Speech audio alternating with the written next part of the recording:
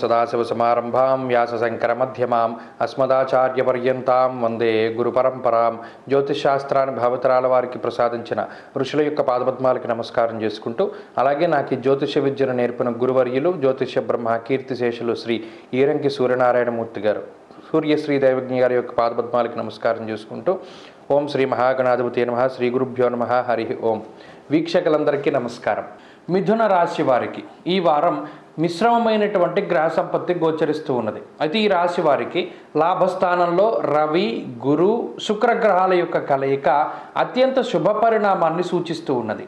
అయితే భాగ్యస్థానమందు ఉండేటువంటి కుజుని యొక్క మార్పు దశమ కేంద్రంలోకి ఉండడం కూడా అది ఒక మంచి పరిణామమే. దశమంలో కుజుడు దిగ్బలంతో ఉంటాడు కాబట్టి ఆయన యొక్క మార్పు ద్వారా ఉద్యోగపరమైనటువంటి చికాకుల్ని అధిగమించడానికి అవకాశం ఉంటుంది. అంతేకాక లాభస్థానంలో ఎప్పుడైతే రవి, గురులు కలిసి ఉంటారో శుభ కార్యక్రమాలకి సంబంధించిన విషయాలు, ఏదైనా ఒక పని అసలు ఇది ఎలా చేస్తాము, ఈ బాధ్యతను ఎలా నిర్వర్తిస్తాము, లేదా ఇంత పెద్ద ఫంక్షన్ని మనం ఎలా ఆర్గనైజ్ చేస్తాము అనేటువంటి భయంతోనో లేదా మరి ఏ ఇతరత్ర ఇబ్బందులతోనో ఉన్నటువంటి ఈ రాశి వారికి లాభంలో ఉన్నటువంటి రవి గురులు మంచి ఫలితాలని ఇచ్చి ఏ రకమైనటువంటి పరిస్థితినైనా సరే దాటడానికి అవకాశాన్ని కల్పిస్తారు. బాధ్యతల్ని సక్రమంగా నిర్వర్తిస్తూ ఉండడం, కుల ఆచారాలను పాటిస్తూ ఉండడం, ఆర్థికంగా ఎక్కడా కూడా లోటు లేకుండా చక్కగా మంచి ఆర్థిక పరిస్థితులను కల్పిస్తూ ఉండడం, అలాగే విదేశీయానానికి సంబంధించినటువంటి ప్రయత్నాలు ఎవరైనా చేస్తూ ఉంటే విదేశీ ప్రయాణాలు అనుకూలిస్తూ ఉండడం, ఇప్పటికే విదేశాల్లో ఉన్నటువంటి వారు ఏదైనా ఇబ్బందులు ఉన్నా, అక్కడ గృహము, ఉద్యోగరీత్యా సమస్యలు పడుతూ ఉన్నా, అక్కడ సిటిజన్షిప్ కోసం ఏదైనా ఇబ్బందులు ఉన్నా ఇవన్నీ కూడా తొలగిపోయి చక్కగా ఆనందంగా ఉండడానికి అవకాశం ఉంటుంది. అంతేకాక దశమంలో ఉన్నటువంటి శుక్రుని యొక్క మార్పు లాభస్థానంలోకి, అలాగే దశమంలో ఉన్నటువంటి రాహువు, బుధుల యొక్క కలయిక కూడా కొంత కీలకమైనటువంటి వ్యవహారాలు ఒక కొలిక్కి వస్తాయి.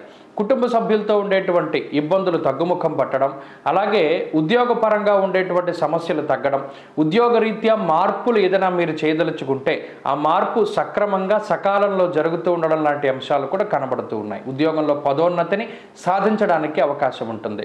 వ్యాపార పరంగా మిథున రాశి వారి యొక్క స్థితిగతులు చాలా బాగున్నాయి. కొత్త వ్యాపారాలు ప్రారంభించడానికి, వ్యాపారంలో ఉన్నత స్థితి కోసం చేసేటువంటి మార్పులన్నీ కూడా ఫలించడానికి అవకాశం ఉంటుంది. విద్యార్థులకి గ్రహగతులు పూర్తిగా అనుకూలంగా ఉన్నాయి. దూర విద్య, విదేశీ విద్య, పోటీ పరీక్షలలో విజయాన్ని సాధించడానికి అవకాశం ఉంటుంది.